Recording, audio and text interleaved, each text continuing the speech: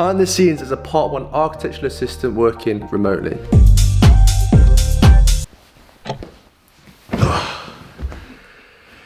Good morning, ladies and gents, welcome back to a brand new video. Nothing really exciting is happening with my life at the moment. That sounds really sad, but it's kind of true. No, my life is exciting, I think it's exciting.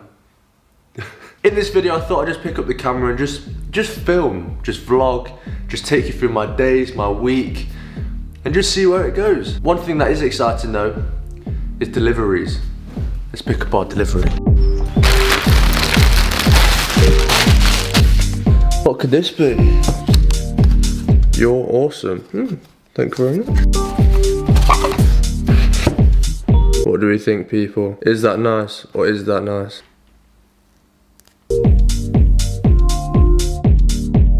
Damn, that's nice. Shout out to Filippo Loretti for sending this out. I'm definitely not going to be missing any meetings. I'm not going to be late for work. I'm not going to be late for anything. This has got me sorted in style. And if you guys want to pick up a watch yourself from Filippo Loretti, use the discount code Rowntree15 to get yourself 15% off on one of these beautiful watches. So yeah, go do it. Behind the scenes is the part 1 architecture assistant. Behind the scenes is a part 1 architectural assistant working remotely. This is what we're looking like. Every lunch, I get up, I film. This is the state of the day. To be fair, it's not that bad. Coffee cup. We've got the sunglasses. We've got the teddy. Books, notes, all sorts. This is behind the scenes. This is my little, this is my little furry friend that I literally spend all day, every day with. Hey, he's my little assistant, aren't you? Continuing talking about architectural assistant and life as an architectural assistant, the other week I put out a poll on my Instagram asking you guys if you had found a place as an architectural assistant or anything in the architecture field since graduating last year. And the votes are quite significant, and I know it's been a really tough year for a lot of people across the globe, but I'm here just to kind of remind you guys that you're not alone, and these kind of statistics here and these votes here indicate that there's so many people out there at the moment struggling to find positions, etc. So if you are struggling, I did a video a couple of weeks ago, or maybe last week or whenever, talking about how to find an architecture job, and I talked through kind of the basic things in putting together an application, a portfolio, a CV, and those kinds of things. So if that helps you, make sure you check it out. Do not stop applying, just keep going, do not stop, be relentless with it. Apply, just apply to thousands of people, thousands of places, apply to thousands of people. Eventually, you will find yourself some experience, and that experience will be vital at any stage of your practice. So every single day without fail, I always try my best to go for a walk, at least once a day, get some fresh air, head out, get some exercise, whether it's after work, whether it's on my lunch, whether it's before work. I never go before work too early in the morning, because I think when you're working from home, especially when you're working in your home environments, when you're not surrounded by people working, it's very easy to fall into the trap of just work and sitting there and working all day and never stopping and forgetting about the time. But for me, it's really important every single day without fail to get on a walk, whether it's once, whether it's twice a day, because I think looking at a screen all day, every day isn't ideal. It's not, and I know obviously as architecture students or practicing architects fall into the trap of looking at a screen 24/7 because essentially it's part of our job. You have to do things around that to try and help you best kind of look after yourself both mentally and physically. And so fresh air, especially up here. This is a beautiful place just around the corner from my house. Lovely place to come, get some fresh air, nice little walk, get some steps in, and it's all good. Okay, so yesterday I put on my Instagram story. If you're not following my Instagram, it's at TomRiffStudios. I don't know what you're playing at. Yesterday I put out on my story if you guys had any questions regarding architectural assistant or life as an architectural assistant or how to get an architectural assistant job, etc. I was expecting maybe, I don't know, 5, 6, maybe 10 questions max. We literally got about 60 questions, we got loads. So I thought I'd just sit down for the next kind of 10 minutes maybe and just go through as many questions as possible and answer your questions. Question number 1, how often do you detail Do you get better? Because I'm shocking at it. I can relate to that. I was shocking at university, like I was really bad. Technical details at university was definitely my weak point. Anything to do with technical stuff was just not ideal for me. But since I've been in practice, I've actually been detailing a lot. Predominantly been doing screed details, threshold details, wall details, kind of dry lining details, those kinds of things, and I've got a lot more confident at it. So I've actually been really kind of grateful that I've had the opportunity to be able to detail a lot, because going into practice I was quite concerned about that, and obviously it's quite a vital thing to know. Being an architecture student, being a practicing architect, you need to know how to detail for your future. And so having the opportunity and the exposure to be able to detail quite often, really, I've been detailing a lot. It's got me a lot more comfortable and a lot more confident when it comes to details. And yeah, you definitely will detail quite a bit when you go into practice, but don't be kind of concerned about that. Just take it as an opportunity to get better at it, because I've never been good at details. They're far too complex for me. My brain doesn't work in that way. Do you always approach practices that have advertised, or can you still if they don't? I think the important thing is when you're applying for practices to not only apply for practices that are being advertised on Design and RIBA and those kinds of things, because you'll notice there's some gems in there that aren't actually advertising their roles, and if you just send out an email or contact as many people as possible, you'll actually realise that there's more positions available than you realise.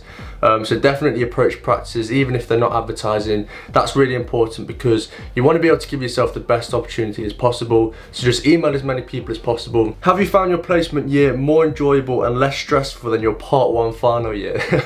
Absolutely. I wouldn't say more enjoyable. I absolutely loved studying in my final year, but absolutely it has been a lot less stressful. Obviously at university it's quite chaotic, you've got a lot of work to do. It's very similar in practice, but you kind of got this set routine where you're working between a set amount of hours. You don't have this kind of chaotic lifestyle where one night you're up till 5 AM, another night yeah, it's a mess. But no, in practice you're a lot more organised, you're a lot more structured in what you are doing, so it is less stressful. I find it a little bit less stressful. University will always be stressful because in the grand scheme of things, everything is dependent on you. You're in control of every decision, you're in control of every bit of drawing and everything that you produce. Whereas in practice, you're just kind of being directed by people. People are kind of helping you along the way. And it is quite a different kind of environment and a different process than university, but it's definitely less stressful. I think there's nothing more stressful than university, if I'm being honest. What's the atmosphere like? Do employees have a union or anything of the sort? The atmosphere in my kitchen. Yeah, sadly, since I've been working in practice, I haven't been to the office once. I haven't met anyone because of COVID, because of lockdown. So I haven't had that opportunity to be within the atmosphere within the office, which is quite sad really, but it is what it is.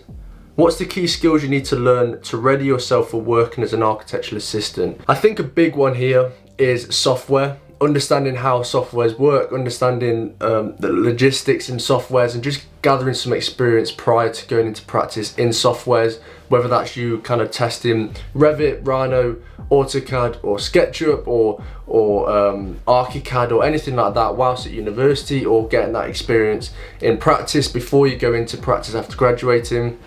I think getting a good bit of knowledge about a software will really help you, and that will stand you out from the rest, because there's a lot of students out there that don't have experience in softwares, and when a practice is looking for someone, if they see that you've got kind of good experience, knowledge and understanding about a software, you're probably more likely to get a position, because softwares are very prominent in the architecture field. They're used obviously a lot because they're quite efficient to produce drawings and coordinate between consultants and clients and everything. But another important thing, or whether this is a skill or not, but it's just to be professional, communicate yourself well. I think this is really important. A lot of practices are obviously looking for professional people. They want these young professionals that can really articulate themselves and communicate themselves quite well, and I think that is quite important. So if you can build it up at university through doing your kind of presentations and your reviews and talking to people and communicating with people and interacting with things, you'll get better at communicating with people and become more of a professional person, which I think practice is quite like if you're obviously quite professional. So yeah. How do you record your PDR, and do you get support? So I record my PDR on RIBA. So the RIBA have got an RIBA PDR system, which I think is about £20 a year, which is fairly cheap. and I get support through a mentor at my kind of practice. He just helps me along the way in terms of signing off the details and signing off the information and checking all the information is correct and all those kinds of things. But yeah, RIBA do a good system for PDR, so if you're looking for a PDR system, head over to the RIBA. What is the most challenging part of playing the role of an architectural assistant? I think going into a role as an architectural assistant, I think the most difficult thing is understanding the kind of practice procedures and the kind of acronyms and those kinds of things, because there's so much information, especially if you go into a big practice. There's so many things to learn, and I think that's quite challenging when people are kind of constantly talking to you about different things and different parts of the building, different parts of the process and the stages and everything. It can get quite overwhelming, and I think that is quite challenging, kind of trying to take in all that information whilst obviously trying to produce the drawings at the same time. So I think when you go into practice, sometimes it's a little bit overwhelming because you have to learn so many things, but as you kind of get into it, you begin to be a little bit more specialized in certain areas. But heading into a practice, it's going to be overwhelming, it's going to shock you a little bit, but that's just all part of the fun really. That's all part of the journey and all part of the experience. What's your sleeping pattern like compared to uni? 10 times better, honestly. It's been so much better. At university, like I've kind of already touched on, it's very chaotic. One night you could be up ridiculously late, one night you could be going to bed early because you're tired, and you kind of have that choice. You decide when you want to work, when you want to produce the drawings. You decide if you want to kind of leave all your work to the last minute and those kinds of things, where in practice you're working for a specific time. So personally for me, I'm working 9 till 5:30, and so I'm working between those set hours, and that kind of doesn't really change. I've got 1 hour lunch in the middle, which I'm currently on my lunch now. You kind of get that opportunity to get a little bit more structure in your life, get a little bit more of a routine, and therefore if you're in a better routine, if you're working between set hours and you're not working late, you will then probably sleep better. And personally for me, I've slept much better at university. Obviously you have your late nights. I tried really hard at university to try not to go to bed too late because it completely wiped me out, but obviously a lot of the time it happens. But yeah, my sleeping pattern's been 10 times better. That is a wrap on today's video. This has just been a random vlog Q&A type video. I just wanted to pick up the camera this week and just see what I did with it. I didn't realise I was going to get so many questions, so I kind of picked out a range of different questions to kind of cover as many topics as possible. So yeah, if you enjoyed the video, make sure you smash the thumbs up button, that'd be much appreciated. Make sure you subscribe, and I'll see you next time. Peace.